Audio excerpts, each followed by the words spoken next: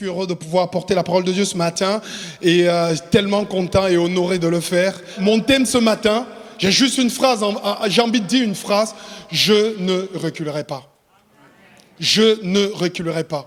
Si vous êtes venu dans ce lieu ou que vous nous suivez sur Internet, vous avez fait le pas de venir ici, c'est parce que vous allez vers quelque part. Si vous vous mettez là en train de prier, que vous aimez ces moments de louange, c'est parce que vous êtes en train de marcher vers quelque part. Il y a quelque chose qui vous attire, ce que Jésus est en train de faire dans votre cœur, dans votre vie, qui est en train de vous attirer. Si vous êtes en train de servir dans cette église, c'est parce que vous êtes en train de marcher vers un pas. Vous allez vers une destination. Et moi, ce matin, j'ai envie de dire à ceux qui nous regardent, ceux qui nous écoutent, et à vous, je ne reculerai pas. C'est très simple ce matin. Si tu dois retenir quelque chose, c'est je ne reculerai pas. J'ai commencé à avancer et je ne vais pas m'arrêter. Lisons avec moi dans ces Nombres chapitre 13. C'est très simple l'écriture que j'ai envie de partager ce matin. Le Seigneur dit à Moïse, envoie des gens explorer le pays de Canaan. Vous savez que les Israélites ont quitté l'Égypte et maintenant ils vont rentrer dans la promesse de Dieu. Et là Moïse dit, envoie des gens explorer le pays de Canaan, je donne aux Israélites. De chaque tribu, on enverra un homme parmi les responsables. Moïse obéit à l'ordre du Seigneur. Il envoya du désert de Paran des gens qui étaient tous des chefs israélites. En voici la liste. Oh, ça c'est mon truc de lire les noms. Merci pour mes poulettes. Ne me flagellez pas si je loupe un nom. Chamois, fils de Zakou, de la tribu de Ruben. Shapha, fils de Hori, de la tribu de Simeon. Caleb, fils de Yefouné, de la tribu de Juda. Je le fais en rappant. Igal, fils de Joseph, de la tribu d'Isaacar. Osé, fils de Noun, de la tribu d'Ephraïm. Palti, fils de Rafou, de la tribu de Benjamin. Pourquoi on a écrit tous les noms, mais pas c'est important. Gadiel, fils de Sordi, de la tribu de Zabulon. Gadi, fils de Soussi, de la tribu de Manassé. Fils de Joseph. Amiel, fils de Gemali, de la tribu de Dan. Setou, fils de Michael, de la tribu d'Assé. Nabi, fils de... Il n'y a pas votre prénom dedans. Yovni, de la tribu de Nephtali. Gouel, fils de Maki, de la tribu de Gad. Telles sont la liste de ceux que Moïse envoie explorer le pays de Canaan. Moïse donnant à Osée, fils de Noun, le nom de Josué. Au moment d'envoyer ces hommes, Moïse leur a dit, entrez dans les régions du Negueb, vous monterez ensuite dans la montagne de Judée et vous verrez comment le pays se présente. Est-ce que ses habitants sont forts ou faibles? Est-ce qu'ils sont peu ou beaucoup? Est-ce que le pays est bon ou mauvais? Est-ce que les lieux où ils habitent sont des campements ou est-ce qu'ils sont entourés de murs de défense? Est-ce que le sol est riche ou pauvre? Est-ce qu'il y a des arbres ou non? Vous étudierez tout cela. N'ayez pas peur de cueillir les fruits du pays. En effet, c'est la saison des premiers raisins. Ouf, enfin. Je ne reculerai pas. Je ne reculerai pas. Je vois ce qu'il y a en avant et tu me dis de retourner en arrière. Non. Il y a trop de bonnes choses devant. Je ne reculerai pas. Qu'importe, je ne reculerai pas. Aujourd'hui, je sais que j'aurai la foi nécessaire. Dieu me donne la foi nécessaire pour ne pas reculer, mais pour avancer. Il me donne la foi nécessaire pour ne pas simplement vivre en regardant le rétroviseur, mais pouvoir regarder mon pare-brise et accélérer. Par la foi, ils ont vaincu des royaumes. Par la foi, ils ont exercé la justice, obtenu les réalisations des promesses, fermé la gueule de lion, éteint la puissance du feu, échappé au tranchant de l'épée, repris des forces après la maladie, repris des forces après la... Ils ont été vaillants à la guerre, mis en fuite des armées étrangères. Des femmes ont retrouvé leur mort par la résurrection. D'autres ont été torturés, n'ont pas accepté de délivrance, afin d'obtenir une meilleure résurrection. Je ne reculerai pas. Je veux être comme mes prédécesseurs, les hommes et les femmes qui ont marché par la foi. Je lis leur témoignage dans Hébreux 11. Je veux être un imitateur de ces hommes et de ces femmes. Eux, ils n'ont pas reculé. Je ne reculerai pas. Qu'est-ce qu'il a fait Moïse? Il a choisi des princes pour aller explorer le pays. L'Éternel parlait à Moïse et dit, envoie des hommes pour explorer le pays de Canaan que je donne aux Israélites. Vous enverrez un homme de chaque tribu. Chacun d'eux sera un. Est-ce que vous pensez, pour obtenir les richesses de Dieu, sa sagesse, sa puissance, son amour, l'exercer, il prend n'importe qui? Est-ce qu'il prend n'importe qui? Non, on a été sélectionné sélectionnés avant la fondation du monde. Est-ce que c'est moi qui l'ai écrit? Ou c'est écrit dans la parole de Dieu? On a été choisi, c'est prendre parmi plusieurs. Je ne sais pas pourquoi Dieu m'a choisi, je ne sais pas pourquoi il m'a fait entendre sa parole, mais il m'a choisi. Et il choisit, chacun d'eux sera un prince. Regarde la femme à côté de toi ou l'homme à côté de toi. Tu es un prince. Tu es une princesse. Regarde, tu es un prince. Une princesse. On t'a choisi, toi. Tu es magnifique. Tu as choisi.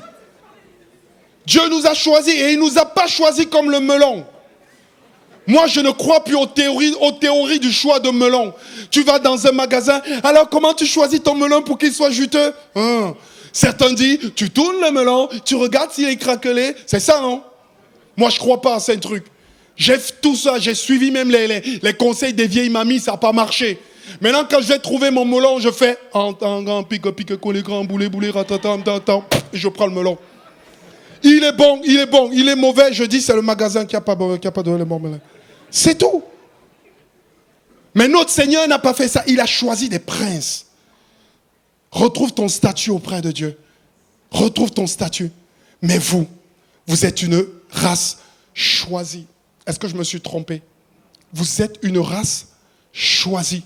La communauté des prêtres du roi, la nation sainte, sanctifié par le sang de Jésus, mis à part pour Dieu. Vous êtes le peuple que Dieu a choisi pour annoncer les grandes choses qu'il a faites. Il vous a appelé à sortir de la nuit pour vous conduire vers sa lumière magnifique. Ouh! Je suis né dans un ghetto en Afrique. Ma mère m'a eu quand elle avait 17 ans. Elle était la première fille d'une famille de 11 personnes. Et quand je suis né, mon grand-père s'est mis à boire parce qu'il avait tout misé sur ma mère pour qu'elle l'aide à éduquer toutes les 10 autres enfants qui étaient derrière. C'était une équipe de foot. Mon grand-père et ma grand-mère, c'était des entraîneurs de l'équipe. Et ma mère est arrivée enceinte. On l'a chassée de la maison, on l'a mis de côté. Quand je suis né, j'avais que des accusations près de moi. Voilà celui qui a gâché la famille, voilà ceci, voilà cela. Mais Dieu choisit. Dieu choisit. Dieu choisit, amen. Dieu choisit. Il prend les choses folles de ce monde. Quand j'ai donné ma vie à Jésus, j'ai dit à toute ma famille, je ne veux plus la magie, je ne veux plus la sorcellerie, je ne veux plus vos trucs que vous faites bizarres là. Je veux la puissance de Dieu, je vois comment Dieu agit. Je faisais 15 km pour aller à l'église. Ma mère était en train de me persécuter. J'allais à l'école, je n'avais pas le droit de manger. C'était des chrétiens qui se cotisaient pour me donner à manger. Waouh! Il y a une des chrétiennes de Lille qui était avec moi au Cameroun ici. Elle est là ce matin. Je sais qu'elle est là dans la salle. Elle était avec moi. Vous pouvez aller la voir. Je vous donnerai son nom. Elle est avec vous là ce matin. Et pendant que j'allais à pied, je suis allé me faire baptiser. Il n'y avait personne de ma famille. J'avais juste la maman africaine qui faisait Emmanuel. Et la maman m'a dit, viens mon enfant, je vais t'entourer si tu n'as pas de mère. Un jour, j'ai fait un rêve. Le Seigneur m'a dit, je t'envoie prêcher mon nom dans toutes les nations. J'habitais dans le ghetto, j'étais adolescent. Je ne suis pas venu en France parce que je suis venu faire des études ou avoir une nationalité. Non, je suis venu en France parce que Dieu m'a montré un rêve. Il m'a dit, vas-y. Quand je suis arrivé en France, je n'avais pas de lettre de recommandation. Je suis arrivé, j'ai habité dans un village, Dax, Oritz. Oritz avait 300 habitants, il n'y avait pas de Noirs. Les gens font, j'aime pas les Noirs, mais toi, je t'aime bien. Et donc, du coup, je sais ce que c'est. J'ai fait Kameni avant qu'il le chante. Du coup, quand j'ai débarqué dans un rassemblement de jeunes, comme le Saint-Esprit, il choisit. Et si ça a été mon cas, c'est ton cas. Qu'importe ton âge, qu'importe ce que tu es, alors je ne reculerai pas. Va explorer le pays que Dieu te donne. Tu es une race choisie, va explorer, va voir. Je prie que cette année, ça puisse être une année d'exploration pour toi. Ce pays représente les promesses de Dieu pour ta vie. Va explorer. Ce pays, c'est la latitude que Dieu te donne. C'est les talents qu'il t'a donnés. C'est l'offre de service que Dieu te donne. C'est l'appel de Dieu pour ta vie. Va l'explorer, ce pays. Rentre dans ce pourquoi Dieu t'appelle. C'est le pays où coule le lait. Le lait. Ah. Moïse les envoya pour explorer le pays de Canaan. Il leur dit, montez ici par le Negev, puis vous monterez sur la montagne et vous verrez le pays, ce qu'il est. Vous monterez sur la montagne. Du bas, tu ne peux pas voir le pays. Prendre la hauteur, comme c'est le slogan des jeunes ici à Lille. Prendre la hauteur. Vous monterez sur la montagne, tu prends de la hauteur, tu vas sur la montagne. J'ai entendu le jeûne et prière, ça m'a fait, oh, ça c'est bon, il monte. L'église est en train de monter. Monte sur la montagne. Va chercher le Seigneur. La Bible dit, 6 jours après, Jésus prit avec lui Pierre, Jean et Jacques, son frère. Il les conduisit à l'écart sur une haute montagne. Il fut transfiguré devant eux. Son visage resplendit comme le soleil et ses vêtements deviennent blancs comme la lumière. Quand Jésus t'amène dans ce terrain-là où tu vois sa gloire, il te montre sa puissance. Il te montre ce qu'il va faire. Exploration. Il y a des jeunes, parfois, ils me disent, mais je suis trop jeune, je viens de me convertir. Je n'ai pas attendu. J'ai reçu Jésus, j'ai vu que le Saint-Esprit existait, j'ai vu que je pouvais prier chez moi. J'ai dit, Seigneur, donne. Dans ma chambre, ça a commencé à couler. Le lait et le miel coulent, je monte. Il faut que j'aille voir. Il faut que je me voie ce que Dieu veut faire. Et ainsi, le Seigneur bénit. Cette année, c'est une année d'exploration pour ta vie. Commence à explorer. C'est le temps des premiers raisins. Ils montaient pour explorer le pays, et depuis le désert des Saints jusqu'à Réhab.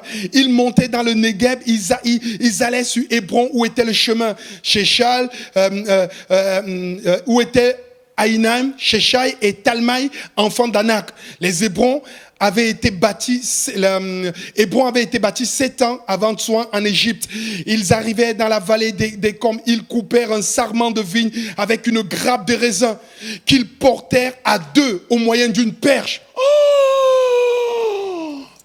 La grappe de raisin est tellement balèze qu'ils doivent être 2 pour porter.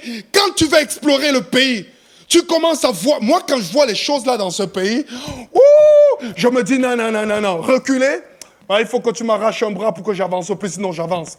Là, à 2, ils portent la grappe de raisin, mais imaginez-vous, c'était du bio, hein. C'était écologique, hein. C'était bon. Aussi des grenades et des figues. On appelait cet endroit la vallée des clans à cause de la grappe que les Israélites coupaient. J'ai envie de dire, je ne reculerai pas. Le Seigneur a commencé à me montrer en France une jeunesse qui se lève. Il a commencé à me montrer en France les églises qui naissent. Il a commencé à me montrer en France qu'il va faire lever des gens. Et ça fait, quand je suis arrivé en France, on a fait un rassemblement sur Paris. Ensuite, j'ai commencé à parcourir tous les villages, les quartiers, les prisons. Je suis passé dans les établissements publics. Je suis allé à la télé. J'ai fait des émissions à la télé. Je me suis dit, je ne reculerai pas. Au même moment que j'avançais, j'ai su que parfois le traditionnalisme, certaines qui ont la culture ancienne avaient du mal à suivre. Mais nous, on continue à avancer. Je vous assure, c'était un truc incroyable. Fais ton travail d'explorateur ou d'exploratrice.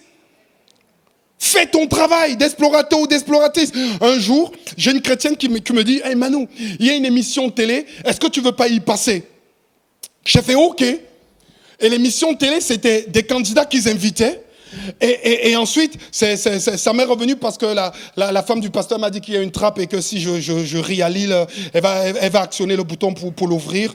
Ils sont méchants à Lille, hein, donc du coup, je fais ce que je peux, quoi. Donc du coup, je suis en train de me dépêcher là pour vite prêcher parce que et j'essaie de pas dire beaucoup de bêtises.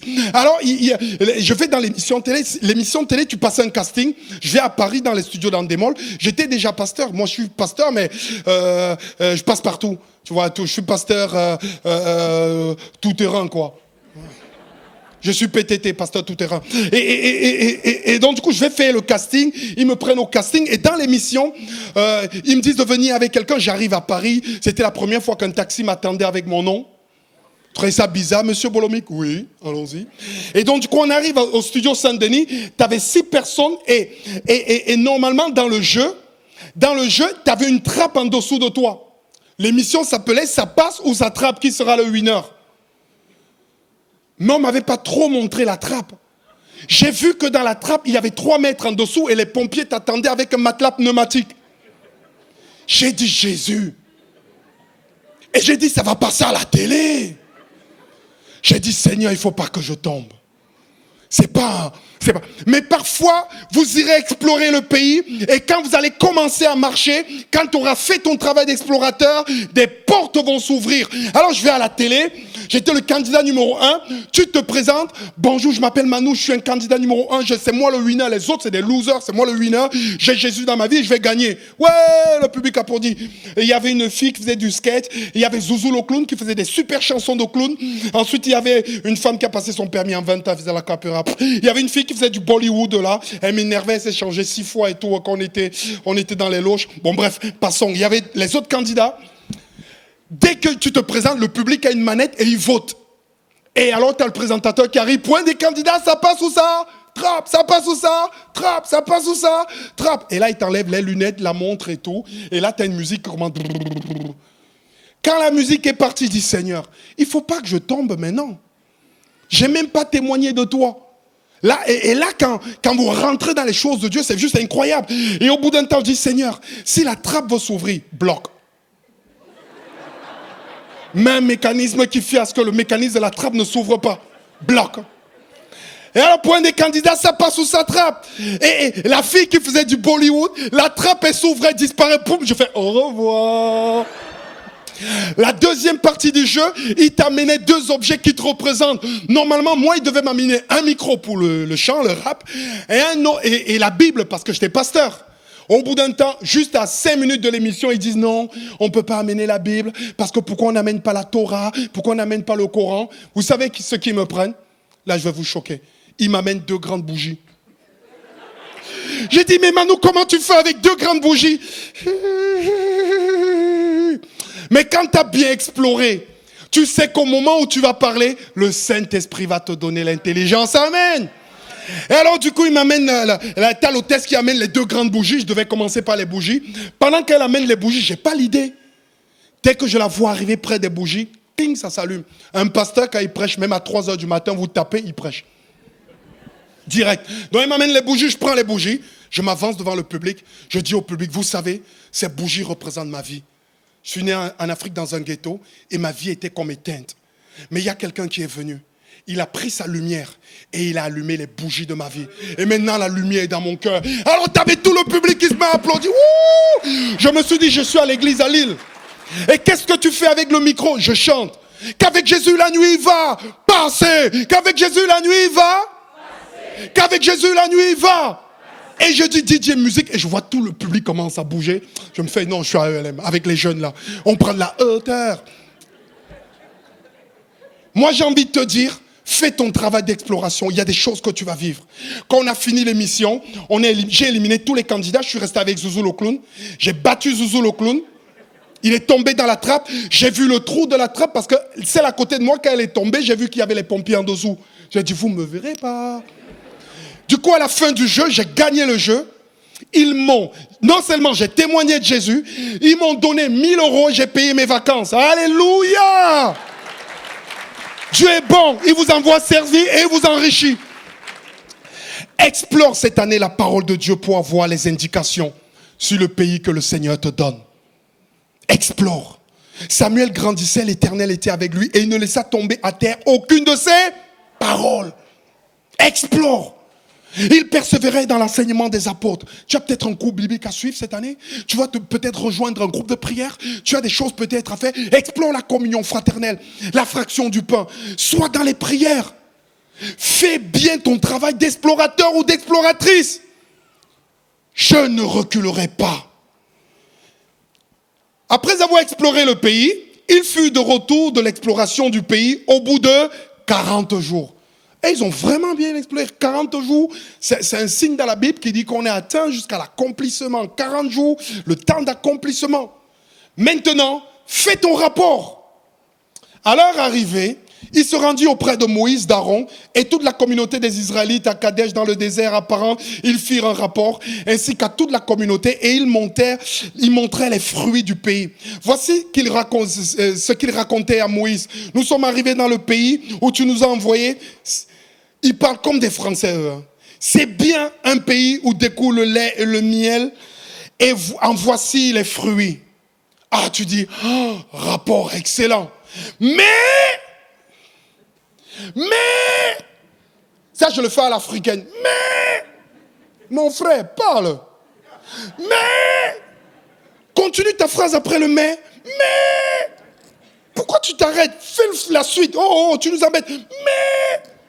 Mais le peuple qui habite ce pays est puissant. C'est les Africains. Mais le peuple qui habite ce pays est puissant. Les villes sont fortifiées et très grandes. Nous avons même vu des enfants, des géants d'Anak. Les Amalécites habitent le pays de Negev. Les Hittites, les Yébousiens, les Amoriens habitent la montagne. Et les Cananéens habitent près de la mer sur les rives du Jourdain. Et tous les Yens. Tu explores le pays, tu es là juste en train de parler des Yens. Jébusiens, Aduniens, Cananéens. Il y en a marre des Yens. Fais tomber les mers. Caleb fit taire tout le peuple qui murmurait contre Moïse. Et il dit, montons, nous prendrons possession du pays, car nous en serons vainqueurs. Est-ce qu'il y a des hommes ici ce matin, des femmes ce matin, qui disent, c'est pas grave, montons. Allons à la recherche de Dieu. Mais les hommes qui étaient montés lui dirent, nous ne pouvons pas monter pour combattre ce peuple, car il est plus fort. Ils décriaient devant les fils d'Israël le pays qu'ils avaient exploré. Il dit, le pays que nous avons parcouru pour explorer, c'est un pays qui dévore ses habitants. Genre la terre souffre, il dévore. Tout le peuple que nous y avons vu se compose d'hommes de haute taille. Des Golgotes, un peu comme moi, là. Tu es Camerounais, tu vois. Quoi? J'ai essayé de m'habiller plus beau que votre pasteur ce matin, donc du coup, vous allez me dire si j'ai réussi ou pas. Et il dévore ses habitants. Nous avons vu là des géants, fils d'Anak, de la race des géants. Nous étions à nos yeux comme des sauterelles. Et c'est ce que nous étions aussi à leurs yeux. Ils sont allés explorer le pays et ils disent, voilà comment nous on voit les choses. Moi, j'ai envie de dire, je ne reculerai pas. Et toi, fais ton rapport. C'est quoi ton rapport depuis que tu t'es converti? C'est quoi ton rapport? Tes avancées spirituelles. C'est quoi ton rapport si on arrête ta vie aujourd'hui? Qu'est-ce que tu as envie de dire? C'est quoi le futur demain? Où tu vas aller? Qu'est-ce que tu vas devenir? Quand tu fais un rapport, qu'est-ce qu'on trouve dessus? Ton rapport détermine ta détermination. Ton rapport détermine ta confession. Ton rapport détermine les positions que tu prendras pour avancer ou pas. Ton rapport détermine comment tu utiliseras tes finances, tes moyens. Ton rapport détermine comment tu utiliseras ton argent et ce que tu feras. Fais ton rapport. Quand tu fais ton rapport, qu'est-ce que tu vois dessus? Nous gagnerons avec Christ. Nous irons où il nous a montré et nous, on aura la victoire. Depuis que j'ai 15 ans et demi, je vois la gloire de Dieu. Et le jour où on m'a mis à l'île de la Réunion, devant 8000 personnes qui venaient pour un concert en face de la plage, je ne me suis pas dit, c'est peut-être un hasard. Non, ces moments, je les avais rêvés, je les avais pensés, et j'allais pour explorer le pays et pour gagner. Et alors fais ton rapport. Je ne reculerai pas. Josué et Caleb avaient une bonne vision du pays et les 10 autres espions en avaient une mauvaise. J'ai envie de te poser une question ce matin. Est-ce que les géants sont tellement grands que tu es incapable de regarder les grappes de raisin, le lait, le miel qui coule dans le pays promis de Dieu? Est-ce que tu es tellement en train, tu es focalisé sur les géants ou tu es focalisé sur les grappes de raisin, le miel et le lait? Moi, je regarde le miel et le lait. Les géants, on va les écraser. On va les asseoir. Au nom de Jésus, ils ne résisteront pas. On aura la guérison. On a tout obtenu sur la croix. Et on n'a pas peur. On ne va pas reculer. Ce que je regarde, quand je vois les raisins. Vous n'êtes jamais parti quand vous allez au Leclerc et tout? Moi, quand je vois les raisins, je vois ma main partie tout seul. Et ma femme, elle me dit, mais ils ne sont pas propres, ils ne sont pas lavés. Je dis, on ne sait jamais, non, je mange quand même. Pour justifier, je dis, non, moi j'ai un estomac d'Africain. Tout passe. T'inquiète pas. Les raisins, quand tu regardes, tu prends... Moi, quand je vois les raisins, regardez les raisins spirituels. Votre famille qui se convertit. Vos enfants qui viennent au Seigneur. Les personnes qui sont touchées par votre travail. L'équipe de travail à l'église qui est honorée, heureuse. Les gens que vous souteniez. Les personnes qui comptent sur vous. Les groupes que vous allez rejoindre. Votre intercession pour l'église. Le travail d'évangélisation. Ce que Dieu est en train de mettre en place. Regardez les raisins. Quand moi je regarde les raisins, je palpite. Tout vendre, tout, pour aller prendre cela. L'œil est la lampe du corps et si ton œil est en bon état, tout ton corps sera éclairé. Mais si ton œil, ce que tu vois, est en mauvais état, tout ton corps sera dans les ténèbres. Quand tu regardes le pays promis, que vois-tu? Je demande au Dieu de notre Seigneur, je demande au Dieu de notre Seigneur Jésus-Christ, le Père de gloire, de vous donner la sagesse. Alors vous découvrirez Dieu et vous le connaîtrez vraiment. Je lui demande d'ouvrir les yeux de votre intelligence. Ainsi vous pourrez connaître l'espérance qu'il vous a donnée en vous appelant. Vous reconnaîtrez la richesse magnifique des biens qu'il a donnés à ceux qui lui appartiennent. Vous reconnaîtrez la puissance extraordinaire que Dieu a montrée pour nous qui croyons en lui, sa puissance et sa force. Ne te mets pas du côté des 10 espions qui ont une mauvaise vision du pays promis. Sinon, tu vas murmurer et tu voudras tuer tes leaders. Et tu mourras après avoir erré 40 ans dans le désert. Je peux demander à l'équipe de louange de venir, peut-être on va prier le Seigneur. Vraiment, je te le dis, ne te mets pas à côté des 10 espions qui ont une mauvaise vision du pays. Choisis ton camp ce matin. Choisis ton camp ce matin. Ne te mets pas à côté des 10 espions qui ont une mauvaise vision du pays. En France, c'est impossible. Dans les églises, on ne prend que des élites. Le pasteur ne choisit que des gens qui ont une tête comme ça, une tête comme ça, une tête comme ça. T'as vu comment celle-là, elle m'a parlé? Elle parle à qui comme ça? Ouais, t'as vu, quand je suis allé à l'église, j'ai commencé, on t'a fait 2-3 remarques, je ne viens plus. Mais c'est quoi ce truc? Gna, gna, gna, gna, gna, gna, gna, gna, gna, gna. Ouais, et voilà, j'ai commencé à lire la Bible. Hein. J'ai prié 3 fois, rien n'est arrivé. Maintenant, je vais m'arrêter. J'arrête de prier. Oh, oh, oh, oh, oh! Ne choisis pas le côté des 10 espions qui ont une mauvaise vision du pays promis et qui vont murmurer. Parce qu'après, tu vas murmurer. Tu vas tuer tes leaders, ceux qui peuvent t'amener au pays promis. Et ensuite, tu vas errer dans le désert. Il y a trop de chrétiens qui errent. Il y a trop de chrétiens qui errent. Ils errent dans le désert. Ils errent en souffrant. Ils errent timidement. Ils ont du mal. Ça n'avance pas, parce que quand ils regardent le pays promis, ils ne voient pas les grappes et les raisins de ce que Dieu leur promet. C'est difficile pour eux, c'est compliqué, c'est dur. Le Seigneur me dit, je veux dire au Seigneur, je ne reculerai pas. Tu as promis des choses, Seigneur, pour cette église, pour mon cœur, pour mon service, pour ce que je te suis, tu vas les donner. Seigneur, je ne ferai pas 40 ans dans le désert. Hey, on n'est pas appelé pour le désert, mais pour marcher de gloire en gloire et de victoire en victoire. Seigneur, j'ai envie de te dire ce matin, si tu te mets du côté de Josué et de Caleb, peut-être que cela prendra 40 ans.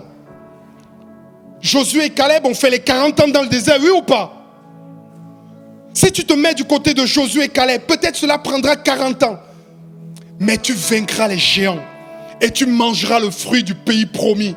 Les 40 années sont passées, tout le monde est mort, sauf les 2 qui s'étaient mis du bon côté. À la fin, Josué a conduit le peuple.